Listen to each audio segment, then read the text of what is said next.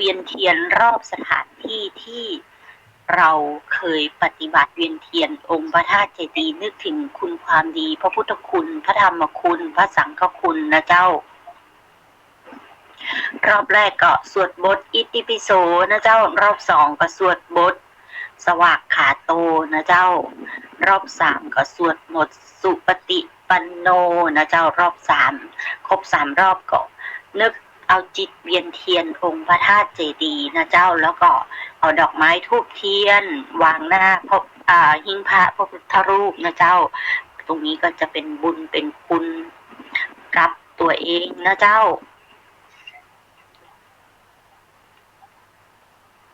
บุญนั้นก็จะรักษาตัวเรานะเจ้าในวันวิสาขบูชาประวัติความสำคัญงูเอาก็งูกันแล้วนะเจ้าว่าความเป็นมากันอย่างใดนะเจ้าเป็นวันสำคัญของทางศาสนาพุทธเฮาชาวพุทธเฮาทุกคนนะเจ้าทุกนิกายบัดใจว่าจากประเทศไทยอย่างเดียวนะเจ้าทั้งโลกเฮานี้นะเจ้าถือว่าวันนี้เป็นวันหยุดราชการในหลายประเทศเลยนะเจ้าทั้งยังเป็นวันสำคัญในระดับนานาประเทศตามมติของสมัชชาใหญ่แห่งสหประชาชาตินะเจ้าเปิ้นฮือเป็นวันคล้ายวันที่เกิดเหตุการณ์สำคัญที่สุดในทางพุทธศาสนา3เหตุการณ์นะเจ้าได้แก่1การประสูตินะเจ้าการตรัสรู้และการปรินิพพานของพระพุทธโคดมก็คือพระพุทธเจ้าซึ่งทั้ง3เหตุการณ์นี้เกิดขึ้นตรงกันวันขึ้น15ค่ำเดือน6หรือวันเพ็ญแห่งเดือนวิสาขะ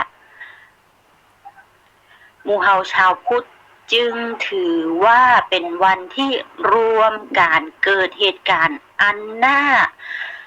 มหัศจรรย์อย่างยิ่งนะเจ้าและเรียกการบูชาในวันนี้ว่าวิสาขบูชาเปิ้นบอกว่าย่อมาจากวิสาขปุระนะมีบูชาหมายถึงการบูชาในวันเพ็ญเดือนวิสาขะนะเจ้าเปิ้นบอกว่าในวันวิสาขบูชาเนี้ยเริ่มครั้งแรกในเมืองไทยเมื่อสมัยสุโขทัยนะเจ้าเป็นเมืองหลวงราชธานีนะเจ้าสันนิษฐานว่าได้รับวัฒนธรรมแบบแผนมาจากเมืองลังกาประมาณพ.ศ. 400 ซาวโดยพระเจ้าพาติกราชนะเจ้าพาติกราชกษัตริย์แห่งกรุงลังกาได้เป็นผู้ประกอบพิธีวิสาขบูชาขึ้นเพื่อถวายเป็นพุทธบูชาหลังจากนั้นนะเจ้าพระมหากษัตริย์แห่งลังกาองค์อื่นๆก็ได้ถือปฏิบัติในประเพณีวิสาขบูชานี้ต่อมากันนะเจ้าแล้วก็เผยแพร่มาเมืองไทยก็เพราะว่าเมื่อครั้งสมัยสุโขทัยไทยเขามีความสัมพันธ์กับพระพุทธศาสนาในประเทศลังกาอย่างใกล้ชิดนะเจ้ามันบอกว่ามีพระภิกษุสงฆ์จากเมืองลังการายรูปนะเจ้าเดินจาริกมาเอามาเผยแพร่พระพุทธศาสนาและแนะนำการประกอบพิธีวิสาขบูชาในการปฏิบัติในเมืองไทยโดยการปฏิบัติพิธีวิสาขบูชาในสมัยสุโขทัยแล้วก็ได้มีการบันทึกเอาไว้ในหนังสือนางนพมาศมีเนื้อหาว่าเมื่อถึงวันวิสาขบูชาพระเจ้าแผ่นดินพระมหากษัตริย์ข้าราชบริพารฝ่ายหน้าฝ่ายในนะเจ้าตลอดทั้งเจ้าบ้านในสมัยสุโขทัยช่วยกันประดับตกแต่งพระนครด้วยดอกไม้พร้อมกับจุดประทีปโคมไฟเพื่อดูสว่างไสวไปทั่วพระนครเป็นเวลา3 วัน 3 คืนเพื่อบูชาพระรัตนตรัยในขณะที่มหากษัตริย์และพระบรมวงศานุวงศ์ก็ทรงศีลและทรงบำเพ็ญพระราชกุศลต่างๆขันในยามเย็นก็เสด็จพระราชดำเนินพร้อมด้วยพระบรมวงศานุวงศ์และนางสนองพระโอษฐ์ตลอดจนข้าราชบริพารทั้งหลาย ไปยังพระอารามหลวงเพื่อทรงเวียนเทียนรอบพระประธานส่วนชาวสุโขทัยก็รักษาศีลฟังธรรมถวายสรากพัดสังฆทานอาหาร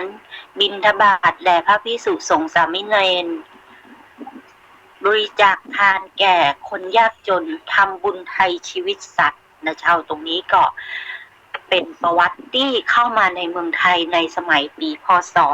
400นะเจ้าพุทธศักราช400ข้อมูลนี้ได้มาจากเว็บไซต์ของอีเวนต์นะเจ้าสนุกนะเจ้าสนุกหน้าอีเวนต์นะเจ้า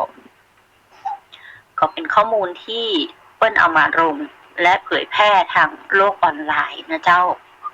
เปิ้ลบอกว่าถ้าอยากรู้อย่างเพิ่มเติมนะเจ้าอ่านในประวัติของพระพุทธเจ้านะเจ้าต่อมาในสมัยสุโขทัยนะเจ้าเมืองไทยเราได้รับอิทธิพลศาสนาพราหมณ์นะเจ้ามากขึ้นในสมัยอยุธยากรุงธนนะเจ้ารัตนโกสินทร์นะเจ้าจนถึงกระทั่งสมัยรัชสมัยของพระบาทสมเด็จพระพุทธเลิศราชนภาลัยในสมัยรัชกาลที่2นะเจ้าพ.ศ. 2360พระองค์ทรงมีพระราชดำริที่จะฟื้นฟูวิสาขาบูชาขึ้นใหม่โดยสมเด็จพระสังฆราชมีสำนักวัดราชบูรณะนะเจ้าถวายพระพรให้ทรงทำขึ้นในครั้งแรก14ค่ำ15ค่ำและแรม1ค่ำเดือน6พ.ศ. 2360โดยจัดทำตามแบบอย่างประเพณีเดิมทุกอย่างเพื่อให้ชาวบ้านได้ทำบุญทำกุศลหรือฟื้นพิธีวิสาขบูชาขึ้นในพ.ศ. 2360นะเจ้า2360ความสำคัญของวิสาขบูชาก็ยังที่ฮู้กันนะเจ้าวันขึ้น15ค่ำเดือน6ปีจอก่อนพุทธศักราช80ปีเจ้าชายสินธัตถะทรงประสูติที่พระราชอุทยานลุมพินีซึ่งตั้งอยู่ระหว่างกรุงกบิลพัสกับเทวทัต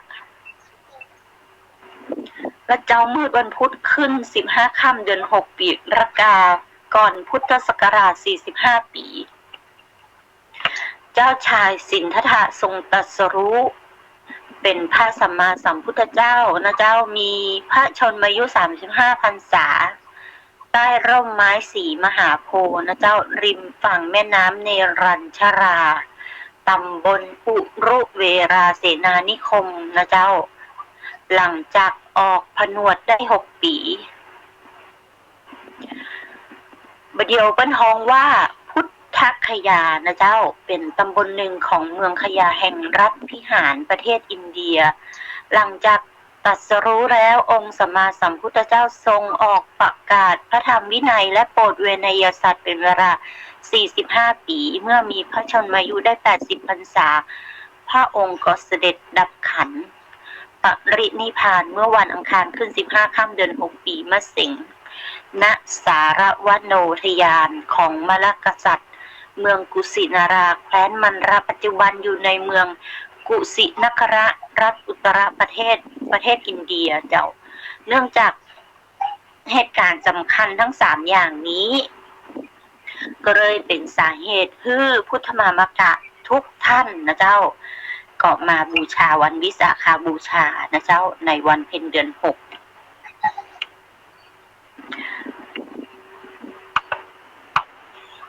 องค์สมเด็จพระสังฆราชนะเจ้าองค์ปัจจุบันก็ประทานคติธรรมเนื่องในวันวิสาขบูชาวันที่6ที่ผ่านมานะเจ้าขอให้ทุกคนหันมาพิจารณาชีวิตของตัวเก่านะเจ้าให้อยู่ในความไม่ประมาทเร่งสั่งสมเพิ่มพูนกุศลธรรมให้เกิดสติและปัญญาช่วยให้พ้นจากภัยนะเจ้าองค์สมเด็จพระอริยวงศาคตยานสมเด็จพระสังฆราชสกลมหาสังฆปรินายกประธานคติธรรมในวัน ที่6ที่ผ่านมานะเจ้า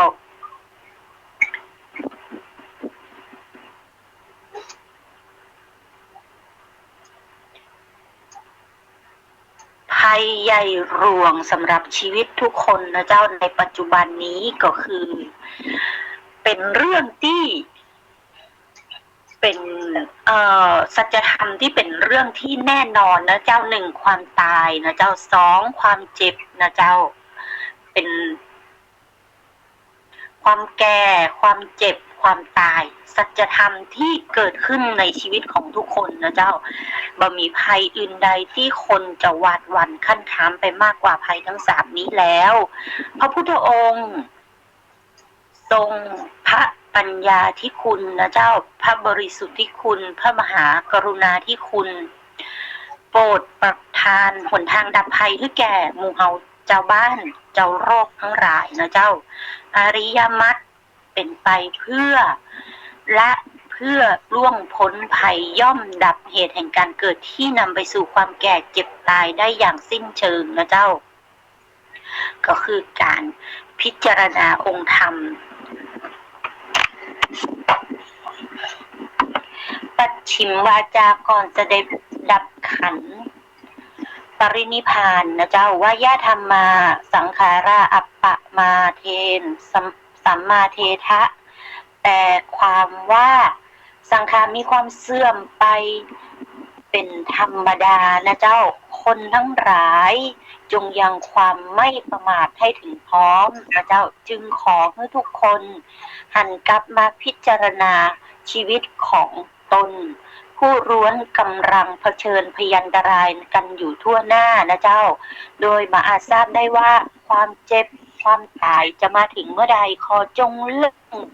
สั่งสมอบรมความไม่ประมาทให้ถึงพร้อมขอจงเร่งขนขวายสั่งสมเพิ่มพูนกุศลธรรมให้เจริญงอกงามขึ้นในตนนะเจ้าเพื่อ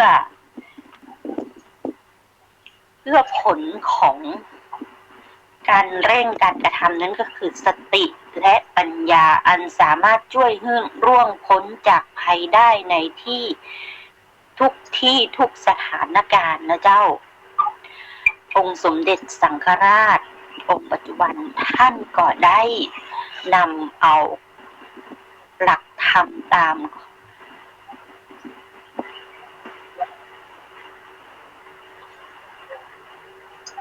การเผยแพร่ของพระพุทธองค์นะเจ้ามา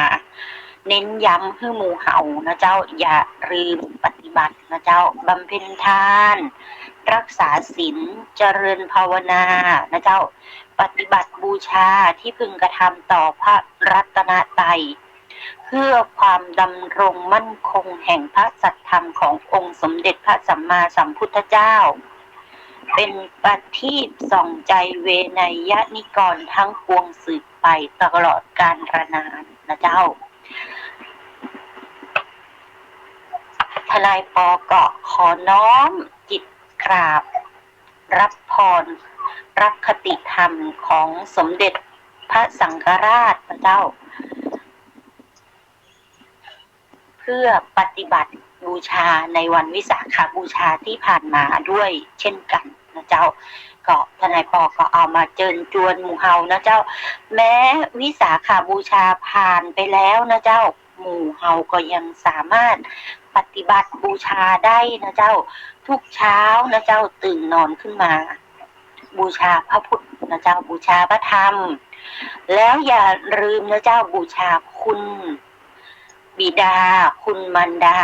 น้อมจิตน้อมใจรับศีลแล้วก็ออกไปทำงานนะเจ้าตรงนี้บุญกุศลนั้นก็จะรักษาทุกท่านนะเจ้าให้ปลอดภัยในทุกที่ทุกทางนะเจ้า